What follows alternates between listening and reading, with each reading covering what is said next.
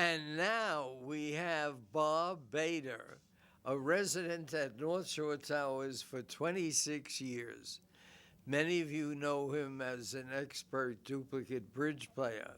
He was a supervising engineer who worked on major buildings in Manhattan, including the World Trade Center. He worked on secret weapon projects, what was then called the War Department. Later it was changed to the Department of Defense. And he has two stories that I think you're going to find very memorable. So, Bob, why don't you begin?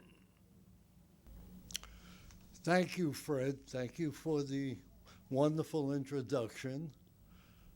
As Fred had mentioned, I'm Bob Bader. I have been involved with North Shore Towers for many years, and I have two short stories.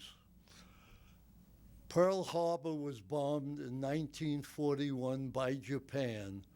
I was in my senior year in high school, and I was contacted by a representative of the War Department to work with them for a period of time, going to school to learn engineering to maintain secret radar equipment. I went to school in Park Row for 4 months, 6 days a week, 8 hours a day. In Chicago for 5 months, 8 hours a day, 6 days a week, and in Philadelphia for the same period, 5 months, 6 days a week, 48 hours. Right after I graduated training, I was inducted into the military in Indiantown Gap of Pennsylvania.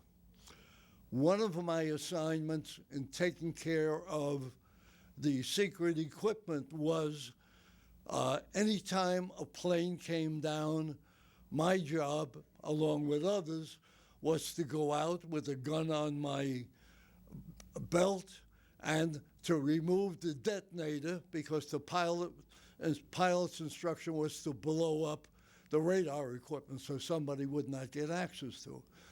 Well, one of my assignments was in Millville, New Jersey, and where we trained fighter pilots for flying the P-47s that were sent over to England to do their bombing in the war effort with the Germans. Well, the training of the pilots involved the pilots shooting at targets that were pulled by planes, and these were single-engine planes, and one of the planes lost its engine.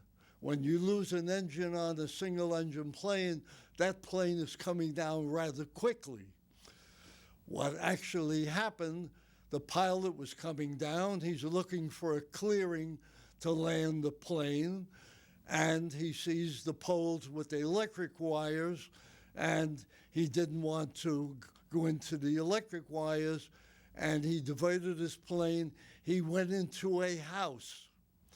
The plane went into the house, through the living room, into the kitchen. The engine dropped off, went into the basement. The mother was at the kitchen washing dishes. Her daughter was coming down from the second floor, and she developed a broken ankle. The pilot pulls back his canopy. He gets out of the plane, and that's an experience and something that was unbelievable. To get the plane out of the house, we had to go with the 2 cranes, lift the house up so that they can pull the plane out. That is story number 1. Story number 2, because of all the training and my background, I became part of the engineering department of AT&T. My job was to design the telecommunications equipment in all large buildings in Manhattan. I designed the World Trade Center. I knew every closet on every floor of those 110-story buildings. It moved me around Manhattan. I did 77 Water Street, 1 New York Plaza, 2 New York Plaza, 1,000,000 square feet buildings, and one day going out on one of the jobs, I was walking on 42nd Street alongside Grand Central Terminal, and I see a crowd near the sidewalk. Being curious, I moseyed in, got into the middle of the crowd, and there was a man in the front with a microphone. And he came over to me and he said, "Can I ask you some questions?" I said, "Yes." He said, "What do you know about an electric watch?" I says, "I know it's a very fine watch, and it's something new on the market." He said, "What do you think it should cost?" I says, "I believe it would be over $100. And of course, his next question was, "How long do you think the battery would last?" I said, "Approximately 1 year." And with that, he said, "Thank you." And I go out of the crowd and I start walking a bit, and somebody taps me on the shoulder and said, "We want to give you something. Your interview may be on television." And he asked for my name and my address and my Social Security number. I didn't give him the correct Social Security number, but several weeks later, I got a letter saying that I have been accepted to be on TV with John Cameron Swayze, and I would become a member of the Screen Actors Guild, and I would be paid $120 for my first viewing, $75 for each additional viewing. And I was shown on TV. So happens during the period, my wife developed a need for surgery for a detached retina. And I had good medical coverage, but as a member of the Screen Actors Guild, they had a better coverage. So needless to say, my wife's surgery was paid for me as a member of the Screen Actors Guild.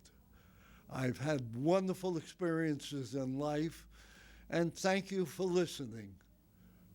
Oh, Bob Bader, thank you for sharing. These were two very engrossing stories, and I think everybody in the audience remembers John Cameron Swayze.